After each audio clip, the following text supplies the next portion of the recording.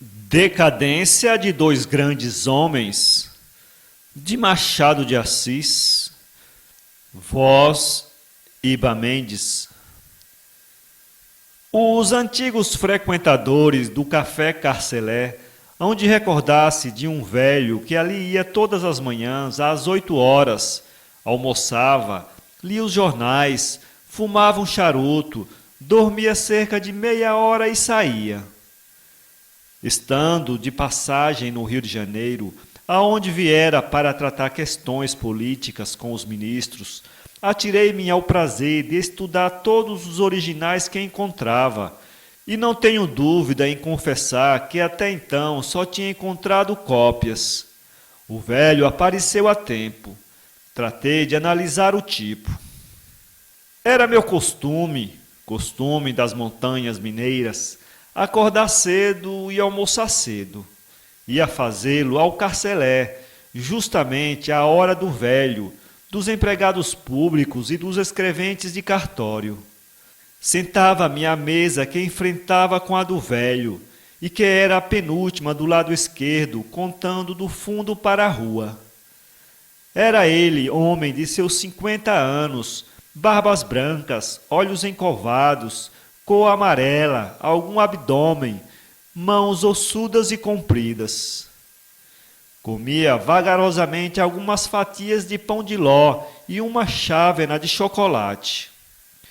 Durante o almoço não lia, mas apenas acabado o chocolate, acendia um charuto que tirava do bolso, que era sempre do mesmo tamanho e que no fim de certo tempo tinha a virtude de o fazer adormecer e deixar cair das mãos o jornal que estivesse lendo. Encostava então a cabeça à parede e dormia plácido e risonho, como se algum sonho agradável lhe estivesse dançando no espírito. Às vezes abria os olhos, contemplava o vácuo e continuava a dormir tranquilamente. Indaguei do caixeiro quem era aquele freguês. Não sei, respondeu. Almoça aqui há 4 anos, todos os dias, à mesma hora. Tem ele por aqui algum conhecido? Nenhum. Aparece só e retira-se só. Aguçava-me a curiosidade. Ninguém conhecia o velho. Era mais uma razão para conhecê-lo eu. Procurei travar conversa com o desconhecido e aproveitei uma ocasião em que ele acabava de engolir o chocolate e procurava com os olhos algum jornal. Aqui está este, disse-lhe eu, indo levar-lhe. Obrigado, respondeu-me o homem, sem levantar os olhos e abrindo a folha. Não obtendo mais nada, quis travar a conversa por outro modo. Traz hoje um magnífico artigo sobre a guerra. Ah, disse o velho com indiferença. Nada mais. Voltei ao meu lugar, disposto a esperar que o velho lesse, dormisse e acordasse. Paciência de curioso, que ninguém a tem maior, nem mais fria. Ao cabo do tempo do costume, tinha um homem lido, fumado e dormido. Acordou, pagou o almoço e saiu. Acompanhei-o imediatamente, mas o homem, tendo chegado à esquina, voltou e foi até a outra esquina, aonde se demorou, seguiu por uma rua, tomou a parar e a voltar, a ponto que eu desisti de saber onde iria ele ter. Tanto mais que nesse dia devia entender-me com um dos membros do governo e não podia perder a ocasião. Quando no dia seguinte, eram 15 de março, voltei ao Carcelé. Encontrei lá com o meu homem, assentado no lugar do costume. Estava acabando de almoçar, almocei também. Mas desta vez guardou-me o misterioso velho uma surpresa. Em vez de pedir um jornal e fumar um charuto, encostou a cara nas mãos e começou a olhar para mim. Bom, disse eu, está amansado. Naturalmente vai dizer-me alguma coisa. Mas o homem nada disse e continuou a olhar para mim.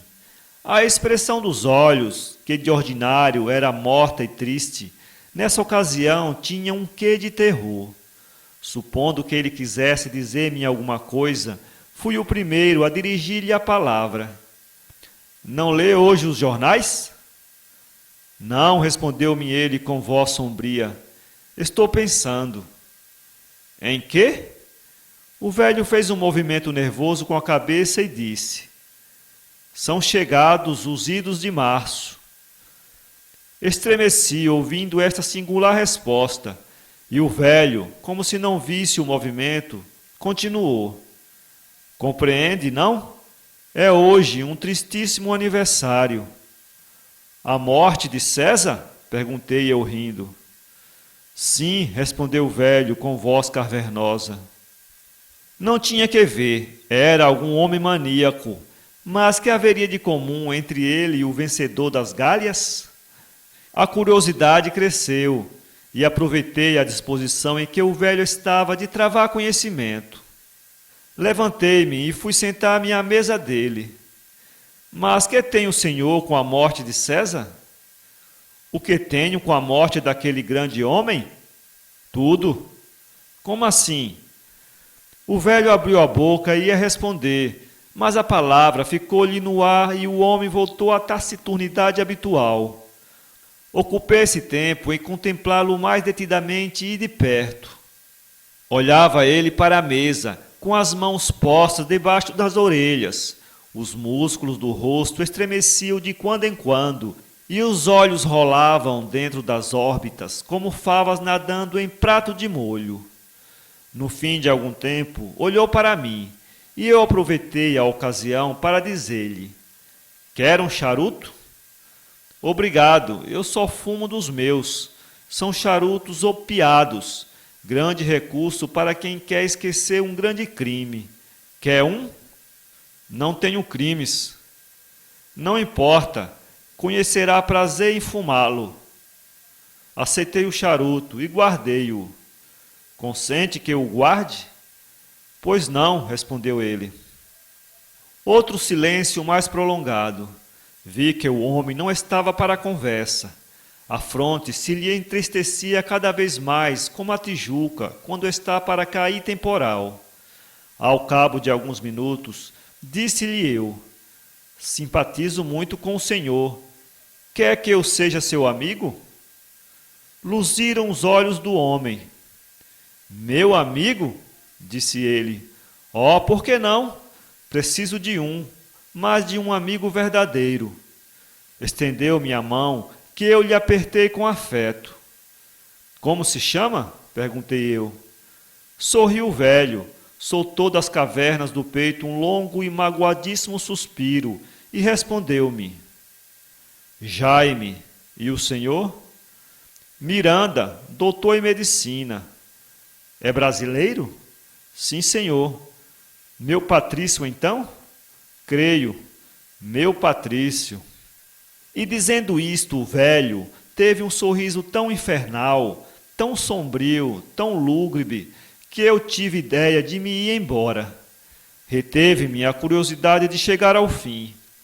Jaime não prestava atenção ao que se passava ali e exclamava de quando em quando: Os idos de março, os idos de março. Olha, meu amigo, senhor Jaime, quer ir dar um passeio comigo? Aceitou sem dizer palavra. Quando nos achamos na rua, perguntei-lhe se preferia algum lugar. Respondeu-me que não. Andamos ao acaso. Eu procurava travar conversa a fim de distrair o homem dos idos de março, e conseguia, a pouco e pouco, que se tornasse mais conservador. Era então apreciável. Não falava sem gesticular com o braço esquerdo, com a mão fechada e o dedo polegar aberto. Contava anedota de mulheres e mostrava-se grande apreciador do sexo amável. Era exímio na descrição da beleza feminina. A conversa passou à história e o Jaime exaltou os tempos antigos, a virtude romana, as páginas de Plutarco, Tito Livio e Seutônio. Sabia o Tácito de cor e dormia com Virgílio, disse ele. Seria um doido, mas conversava com muito juízo. Sobre a tarde tive fome e convidei-o a jantar. Comerei pouco, respondeu Jaime. Estou indisposto. Ai, os idos de março. Jantamos em hotel e eu quis acompanhá-lo à casa, que era na Rua da Misericórdia. Consentiu nisso com verdadeira explosão de alegria. A casa dizia com o dono: 2 estantes, um globo, vários alfarrábios espalhados no chão, uma parte sobre uma mesa e uma cama antiga. Eram 6 horas da tarde quando entramos. Jaime tremia quando chegou à porta da sala. Que tem? Perguntei-lhe eu. Nada, nada. Mal entrávamos na sala, pulou da mesa, aonde se achava acordado um enorme gato preto. Não fugiu, saltou aos ombros de Jaime. Este tremeu todo e procurou aquietar o animal, passando-lhe a mão pelo lombo. Sossega, Júlio, dizia ele, enquanto eu, com o olhar, inspecionava o albergue do homem e procurava a cadeira onde me sentasse. O gato pulou depois à mesa e fitou em mim 2 grandes olhos verdes, fulminantes, interrogadores. Compreendi o susto do velho. O gato era modelo na espécie. Tinha certo ar de ferocidade da onça, de que era a miniatura acabada. Era todo preto, pernas compridas, longas barbas, gordo e alto, tendo uma extensa cauda que brincava no ar, dando saltos caprichosos. Tive sempre antipatia aos gatos. Aquele causava-me horror. Parecia-me que ia saltar sobre mim e esganar-me com as largas patas. Mande o seu gato embora, disse eu a Jaime. Não faz mal, respondeu-me um velho. Júlio César, não é verdade que tu não fazes mal a este senhor? O gato voltou-se para ele, e Jaime beijou repetidas vezes a cabeça do gato. Do susto passara a efusão. Compreendi que seria pueril assustar-me quando o animal era tão manso, ainda que não compreendi o medo do velho quando entrou. Haveria alguma coisa entre aquele homem e aquele bicho? Não pude explicá-lo. Jaime acariciou o gato, enquanto eu, por me distrair, li o título das obras que estavam nas estantes. Um dos livros tinha no lombo este título: Metempsicose. Acredita na metempsicose? Perguntei eu. O velho, que estava ocupado em tirar o paletó e vestia um chambre de chita amarela, interrompeu aquele serviço para dizer-me: Se acredito?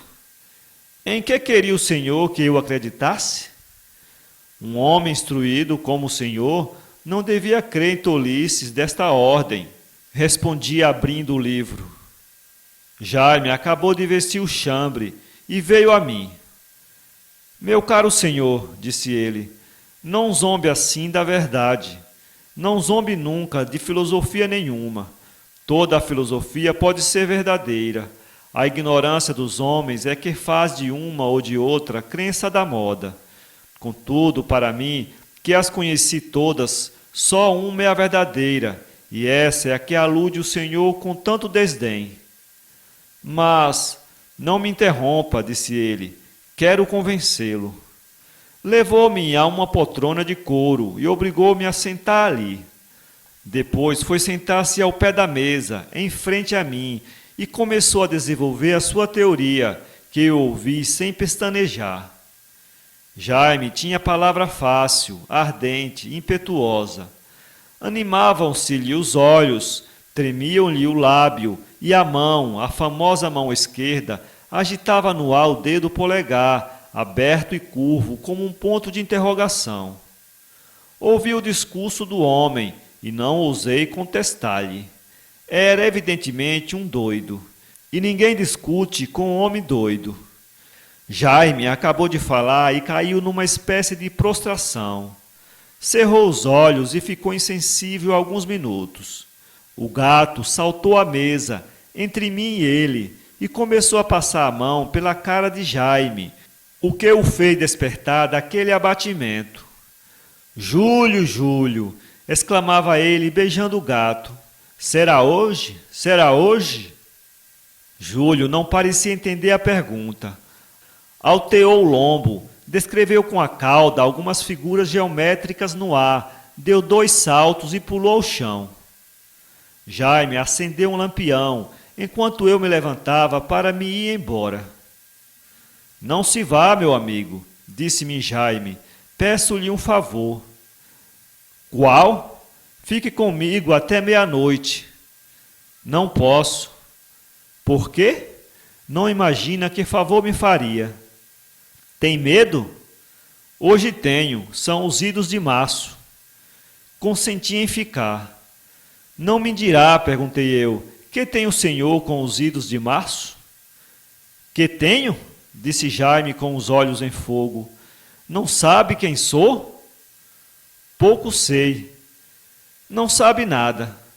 Jaime inclinou-se sobre a mesa e disse-me ao ouvido: sou Marco Bruto. Por mais extravagante que estas palavras pareçam ao frio leitor, confesso que me causaram profunda sensação. Recuei a cadeira e contemplei a cabeça do velho. Pareceu-me que a iluminava a virtude romana. Os olhos tinham fulgores de padre conscrito. O lábio parecia estar fazendo uma oração à liberdade. Durante alguns minutos, saboreou ele silenciosamente a minha silenciosa admiração. Depois, sentando-se outra vez, Marco Bruto sou, disse, ainda que esta revelação lhe cause espanto. Sou aquele que encabeçou a momentânea vitória da liberdade, o assassino, em que me pese o nome, o assassino do divino Júlio. E voltando os olhos para o gato, que estava sobre uma cadeira, entrou a contemplá-lo com uma expressão de arrependimento e dor. O gato fitou nele os olhos verdes, redondos, e nesta contemplação recíproca ficaram até que eu, para obter maior explicação do que presenciava, perguntei ao velho: mas, senhor Bruto, se é aquele grande homem que assassinou César, por que receia os idos de março? César não voltou cá. A causa do meu receio ninguém a sabe, mas eu lhe direi francamente, pois é o único homem que tem mostrado interesse por mim. Receio os idos de março porque estacou. Enorme trovão rolou nos ares e pareceu abalar a casa até os alicerces. O velho ergueu os braços e os olhos para o teto e fez mentalmente uma prece a algum deus do paganismo. Será a hora? Perguntou ele baixinho. De quê? Perguntei. Do castigo. Ouça, mancebo. O Senhor é filho de um século sem fé nem filosofia.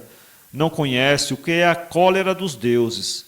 Também eu nasci nesse século, mas trouxe comigo as virtudes da minha primeira aparição na terra. Corpo de Jaime, alma de Bruto. Então já morreu antes de ser Jaime? Sem dúvida. É sabido que morri, ainda que eu desejasse negá-lo. Aí estaria a história para dizer o contrário. Morri. Séculos depois, voltei ao mundo com esta forma que vê. Agora voltarei a outra forma e... Aqui o velho começou a chorar. Consolei-o como pude, enquanto o gato, trepando à mesa, veio acariciá-lo com uma afeição bem contrária à índole de uma onça. O velho agradeceu as minhas consolações e as carícias de Júlio. Aproveitei a ocasião para lhe dizer que, efetivamente, eu imaginava que o ilustre Bruto devia ter aquela figura. O velho sorriu. Estou mais gordo, disse ele. Naquele tempo eu era magro, coisa natural. Homem gordo não faz revolução. Bem o compreendia César quando dizia que não temia Antônio e a Dolabella, mas sim aqueles 2 sujeitos amarelos e magros, e éramos Cássio e eu. Pensa então o senhor que... Penso que homem gordo não faz revolução.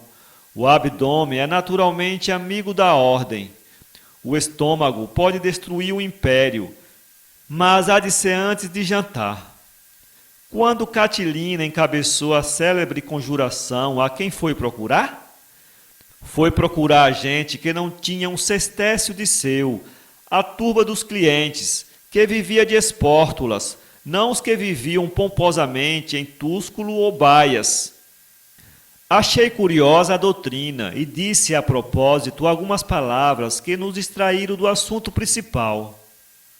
O genro de Catão continuou: não lhe contarei, pois sabe a história, a conjuração dos idos de março. Apenas lhe direi que eu entrara naquela sinceramente, porquanto, como muito bem disse um poeta inglês, que depois me meteu em cena, eu matei César, não por ódio a César, mas por amor da República. Apoiado. O senhor é deputado? Perguntou o velho sorrindo. Não, senhor. Pensei. Aproveito a ocasião para dizer-lhe que a tática parlamentar de tomar tempo com discursos até o fim das sessões não é nova. Ah, foi inventada por meu ilustre sogro, o incomparável Catão, quando César, voltando vencedor da Espanha, queria o triunfo e o consulado. A Assembleia inclinava-se a favor do pretendente. Catão não teve outro meio. Subiu à tribuna e falou até a noite. Falou sem parar um minuto. Os ouvintes ficaram estafados com a arenga, e César, vendo que não podia ceder a um homem daquele calibre, dispensou o triunfo e veio pleitear o consulado. De maneira que hoje, quando um orador toma o tempo até o fim da hora, está na altura de Catão. Tomo nota. Ah, meu rico senhor, a vida é uma eterna repetição. Todos inventam o inventado. Tem razão. Matamos o divino Júlio, e mal lhe posso dizer o assombro que se seguiu ao nosso crime. Crime lhe chamo, porque reconheço hoje que eu era, mas sou obrigado a dizer que o ilustre César ofendera a majestade romana. Eu não fui o inventor da conjuração. Toda a gente estava inspirada dos meus desejos. Eu não podia entrar no Senado que não achasse essa cartinha. Dormes, Bruto? Ou então, ai, Bruto, que Jaú não és. De toda parte me instigaram. Uniram-se todos os ódios ao meu, e o mundo presenciou aquela tremenda catástrofe. Jaime, o Bruto, que eu realmente não sei como lhe chame, concentrou um pouco o seu espírito.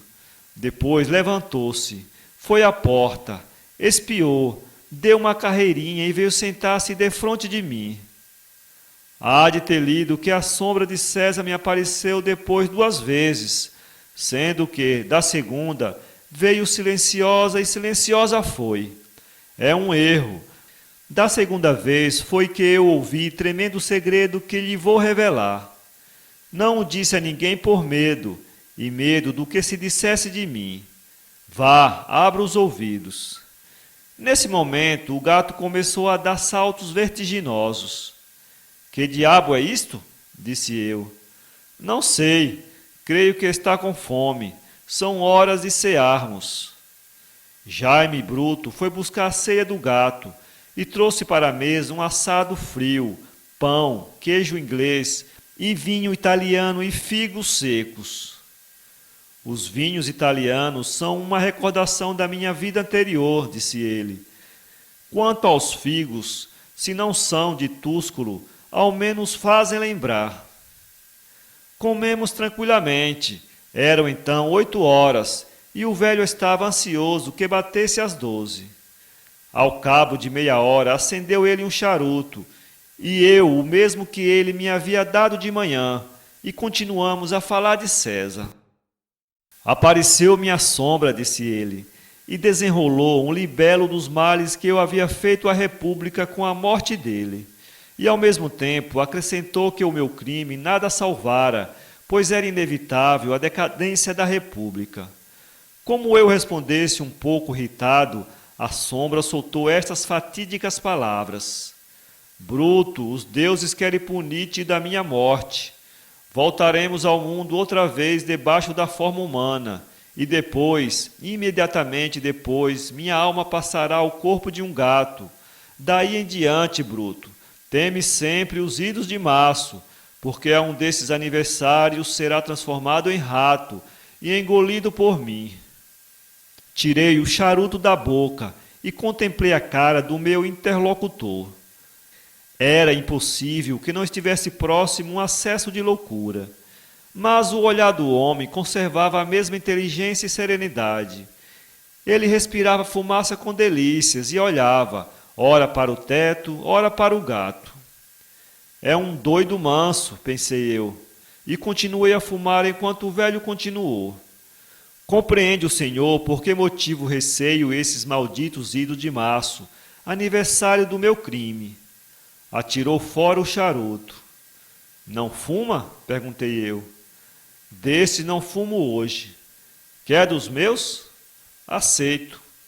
Dei-lhe um charuto, que ele acendeu, e eu continuei a fumar o dele, que me fazia sentir delícias inefáveis.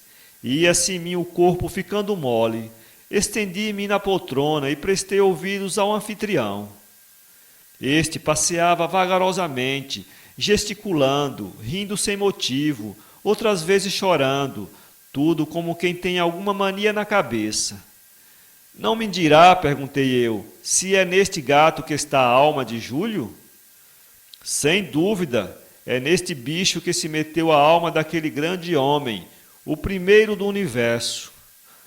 O gato não pareceu reparar nessa adulação póstuma do nobre bruto e foi colocar-se no sofá em ação de querer dormir.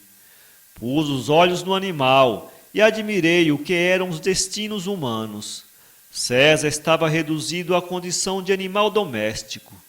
Aquele gato que estava ali diante de mim tinha escrito os comentários, subjugado os gauleses, vencido Pompeu, destruído a República. Saciava-se agora com uma simples ceia, quando outrora queria dominar todo o universo. Jaime veio tirar-me das minhas cogitações. Poderia eu ter alguma dúvida acerca da identidade desse animal, disse ele, mas tudo me prova que é ele o meu divino Júlio. Como? Apareceu-me aqui uma noite sem que a porta estivesse aberta e começou a olhar para mim. Quis pô-lo para fora. Impossível. Então lembrou-me a ameaça da sombra. Júlio César, disse eu chamando o gato. E imediatamente começou ele a fazer-me festas. Era fado ocasião. Mais tarde ou mais cedo, o meu túmulo é o ventre deste nobre animal. Acho que não tem razão de crer. Ah, meu caro doutor, é razão e mais que razão. Quer ver? Júlio César. O gato apenas ouviu este nome, pulou do sofá e começou a dar saltos mortais por cima de um Niágara imaginário, a ponto de me obrigar a sair da cadeira e ir para o sofá. Aquieta-te, Júlio, disse o velho. O gato sossegou. Trepou para uma poltrona e ali arranjou como a seu gosto. Quanto a mim, sentindo no corpo um delicioso torpor, estendi-me no sofá e continuei a pasmar, ouvindo a narração de meu Jaime Bruto. Durou esta ainda uma boa meia hora. Falou-me o homem das coisas da República, da timidez de Cícero, da versatilidade do povo, da magnanimidade de César, da política de Otávio. Elogiou muito a antiga esposa, de quem conservava eternas saudades, e por fim calou-se. Nenhum rumor, o trovão não trouxera chuva. As patrulhas andavam por longe, nenhum caminhante feria as pedras da rua. Eram mais de 10 horas. O meu anfitrião, sentado na cadeira de couro, olhava para mim, abrindo 2 grandes olhos, e eis que esses começam a crescer lentamente, e já ao fim de alguns minutos, pareciam no tamanho e na cor as lanternas dos bondes de Botafogo. Depois começaram a diminuir até ficarem muito abaixo do tamanho natural. A cara foi-se-lhe alongando e tomando proporções de focinho. Caíram as barbas, achatou-se o nariz, diminuiu o corpo, assim como as mãos. As roupas desapareceram, as carnes tomaram uma cor escura, saiu-lhe uma extensa cauda, e eis o ilustre Bruto a saltar sobre a mesa, com as formas e as visagens de um rato.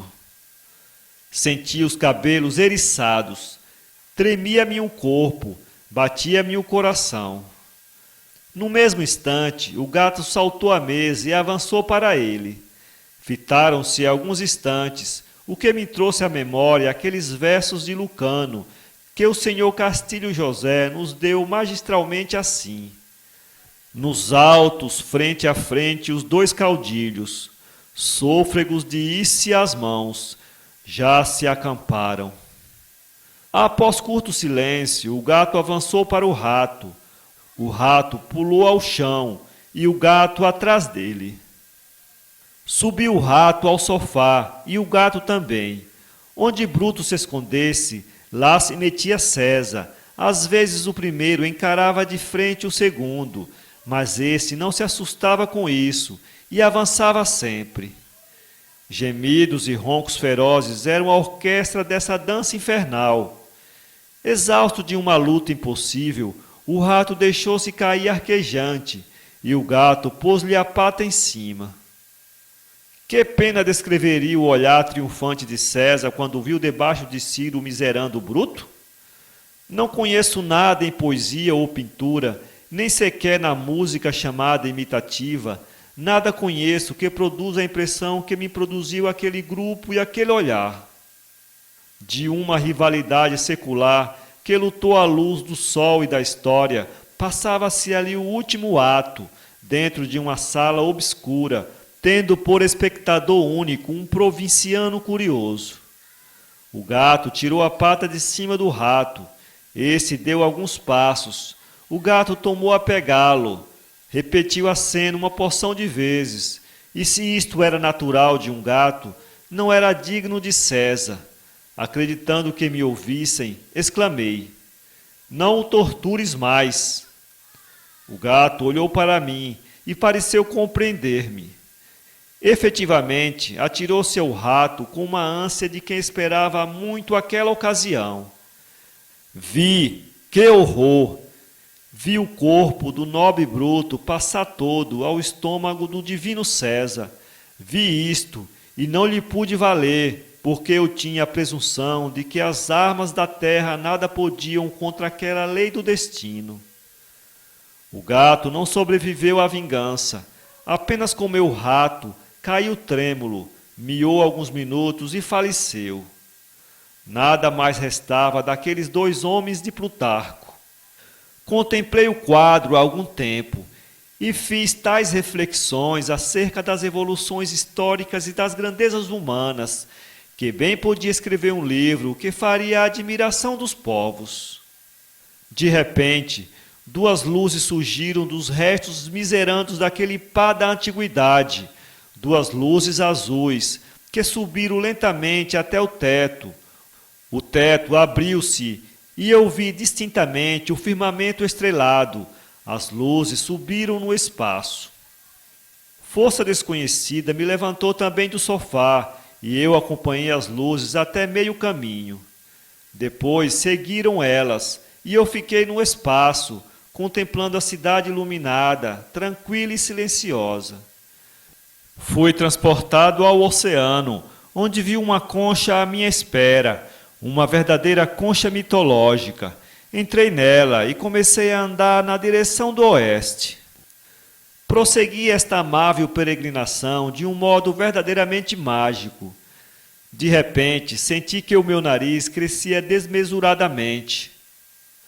Admirei o sucesso, mas uma voz secreta me dizia que os narizes são sujeitos a transformações inopinadas, razão pela qual não me admirei quando o meu apêndice nasal assumiu sucessivamente a figura de um chapéu, de um revólver e de uma jabuticaba.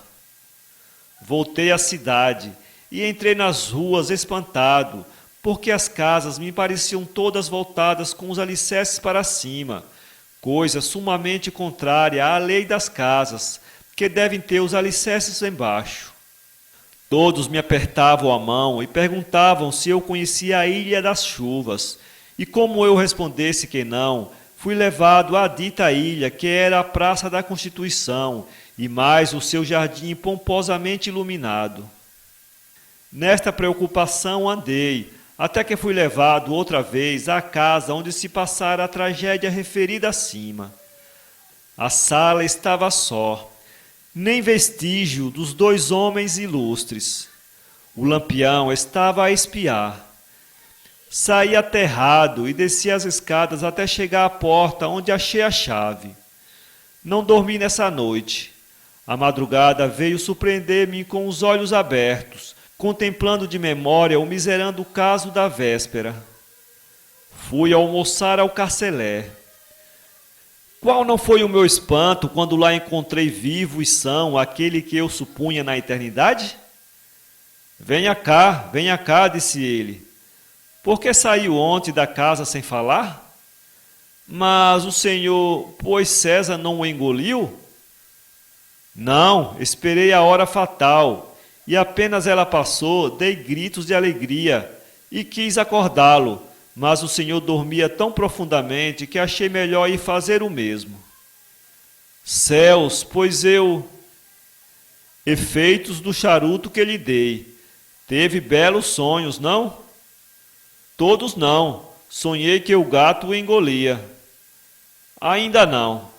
Agradeço-lhe a companhia. Agora esperarei o ano que vem. Quer almoçar? Almocei com um homem. No fim do almoço, ofereceu-me ele um charuto, que eu recusei, dizendo: Nada, meu caro. Vi coisas terríveis esta noite. Falta de costume. Talvez. Saí triste. Procurava um homem original e achei um maluco. Os de juízo são todos copiados um dos outros. Consta-me até que aquele mesmo homem de Plutarco, freguês do Carcelé, curado por um hábil médico, está agora tão comum como os outros. Acabou a originalidade com a maluquice. Tu coque brute? São Paulo, 2016.